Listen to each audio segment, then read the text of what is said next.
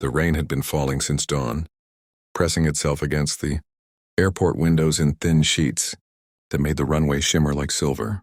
Inside Gate 47B, travelers shifted impatiently in their seats, scrolling through phones, tapping bags with their feet, taking sips from lukewarm cardboard cups of coffee. Among them sat Daniel Hale, a man whose tired eyes didn't match the firm, squared-off jaw that hinted at a life far more demanding than anything in this terminal. Daniel adjusted his son's jacket collar. Ethan was only 7, curly-haired, bright-eyed, and currently fast asleep with his head on Daniel's lap.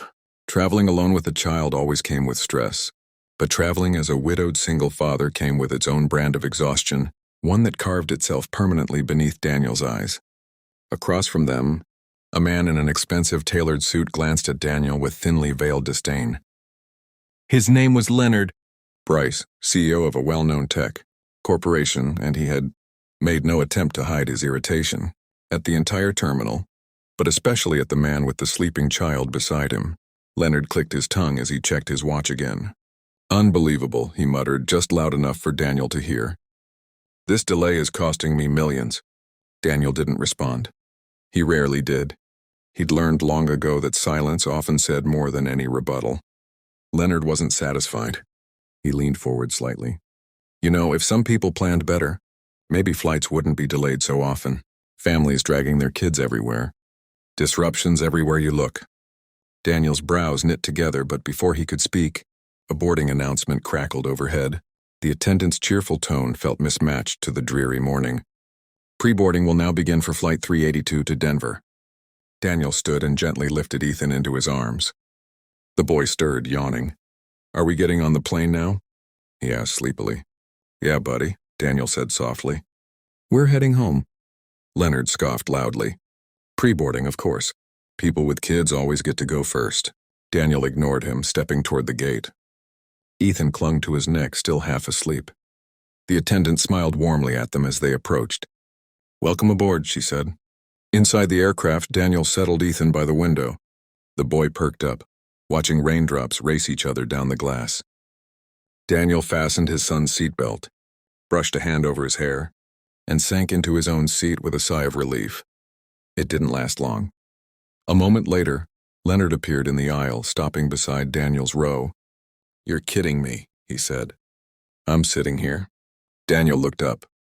"Looks like it." Leonard shook his head and stuffed his briefcase into the overhead compartment with exaggerated annoyance. "Perfect." Stuck between a child and the window. "Exactly what I wanted." "You can ask a flight attendant to switch," Daniel offered calmly. "And sit in the back?" "Absolutely not. I paid for this row." He dropped heavily into his seat, muttering under his breath about incompetence, travel policies, and people who shouldn't be flying if they can't manage their own kids. Daniel turned his attention to Ethan, who was now excitedly showing him the pattern of clouds outside. "Look, Dad. It's like we're inside them." Daniel smiled. Pretty soon. As the rest of the passengers boarded, Leonard's commentary only grew more obnoxious. He spoke loudly on the phone until attendants reminded him to turn it off. He complained about the seat width, the temperature, the boarding time, the passengers, the bags, everything. Finally, as the cabin doors closed and the plane backed away from the gate, he made another jab, this time aimed directly at Daniel. "You know," Leonard said, folding his arms, "some of us actually have demanding jobs. I run one of the largest tech firms in the country. Meanwhile, you get to stroll around with your kid all day like life is just one long vacation." Daniel stared steadily at him. "You have no idea what my life looks like." Leonard smirked. "Please, what do you do? Some low-level job? Maybe warehouse work? Rideshare driver? Don't get me wrong, it's fine for people like you. But you wouldn't understand what it takes to operate at my level." Daniel's jaw tensed, but before he could respond, Ethan tapped his arm. "Dad, it's okay." Daniel exhaled slowly. "Yeah, buddy, it's okay." The engines roared, the plane lifted from the runway, and the world outside blurred into fog and cloud. Ethan pressed his face to the window in awe, but Daniel's eyes remained closed. Flying, ironically, never relaxed him. Not anymore. Halfway through the climb, turbulence rocked the aircraft, jolting passengers in their seats. Leonard grabbed both armrests, knuckles turning white. Why is it shaking? Don't they know how to fly this thing?" Relax, Daniel said. It's just turbulence. How do you know? Daniel didn't answer. Old memories flickered through his mind. Memories of deserts, dust storms, afterburners, the deafening roar of enemy fire, and the feeling of metal vibrating beneath his hands as he fought, to keep control of jets far more sensitive than this commercial liner. The seatbelt sign stayed on longer than usual. The turbulence grew stronger. The flight attendants paused service. People murmured nervously. Then suddenly, the plane lurched downward. Gasps and cries filled the cabin. Luggage rattled overhead. The lights flickered. A flight attendant hurried down the aisle, bracing herself against seats. Her expression wasn't normal. It carried the sharpness of trained urgency. Ladies and gentlemen, the captain's voice boomed overhead, far more strained than usual. We are experiencing an unexpected mechanical complication. Another jolt hit the plane, cutting him off. The attendant stopped beside Daniel and Leonard. Are you both okay? She asked quickly. We're fine, Daniel said firmly, though his eyes were alert now, calculating. Leonard wasn't so composed. What is happening? Is the plane crashing? Shouldn't you be doing something besides walking around? Sir, please remain calm. Calm.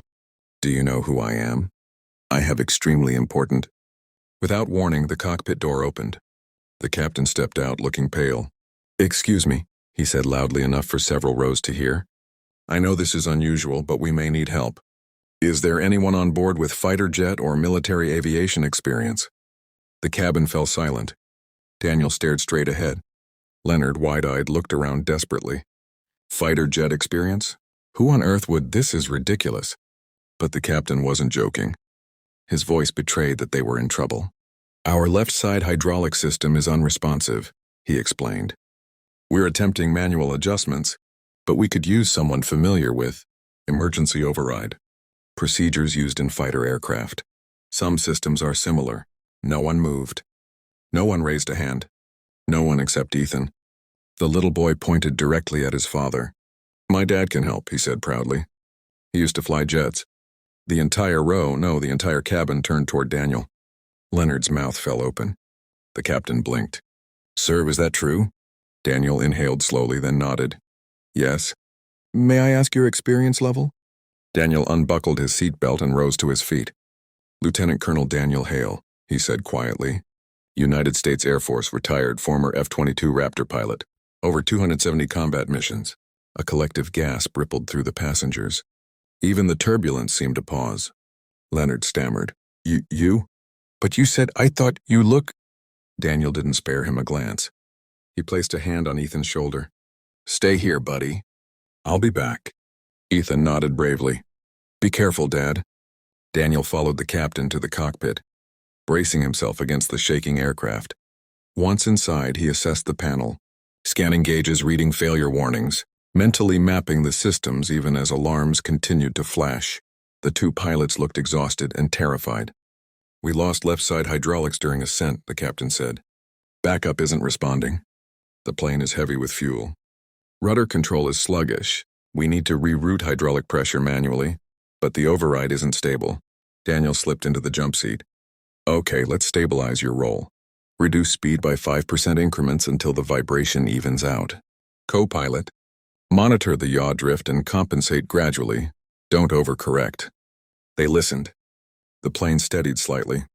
Good, Daniel said. Now reroute remaining. Hydraulic pressure through auxiliary lines, but clamp the restrictor valve here. He pointed, or it'll overload. The pilots worked quickly, sweat beading on their foreheads. The plane shook again, hard. Passengers screamed. Leonard ducked his head under his arms. Daniel lifted his eyes to the ceiling. She's holding. But we need to land as soon as possible, preferably at the closest major runway with emergency services prepared. The captain nodded. I'll alert ATC. Daniel took a breath and continued guiding them. Calculations? Corrections, steady commands.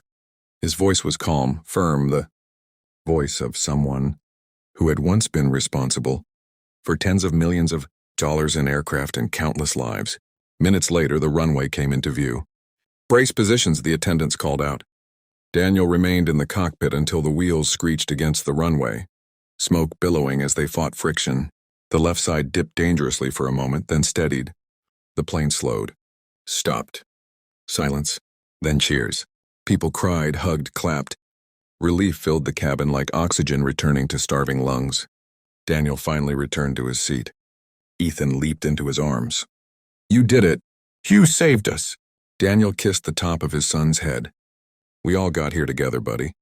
Leonard stared at him, red-faced, humbled beyond recognition. When Daniel met his eyes, the CEO swallowed hard. I'm sorry," Leonard said quietly. "I misjudged you badly." Daniel gave a tired half-smile. "Most people do." "No," Leonard said. "I was disrespectful, arrogant. I didn't know who you were, what you've done, what you've sacrificed. You saved all of us. I owe you my life." "We all do." Daniel shook his head. "I didn't do it alone." Leonard hesitated. "Still, I shouldn't have spoken to you the way I did. If there's anything I can ever do—" "There is," Daniel interrupted gently. "Next time you see someone you think is beneath you, maybe think twice." Leonard nodded, eyes downcast. "You're right."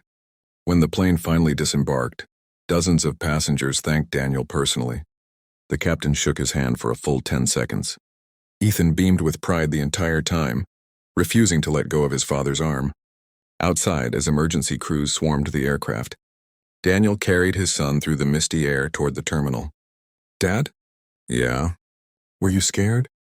Daniel looked down at him, brushing back a curl. "A little, but being brave doesn't mean not being scared. It means doing what you have to do anyway." Ethan thought about that, then hugged him tightly. Behind them, Leonard watched. Hands in his pockets, a changed expression on his face, one that carried something Daniel hadn't seen before. Respect. As father and son walked away, the rain finally stopped.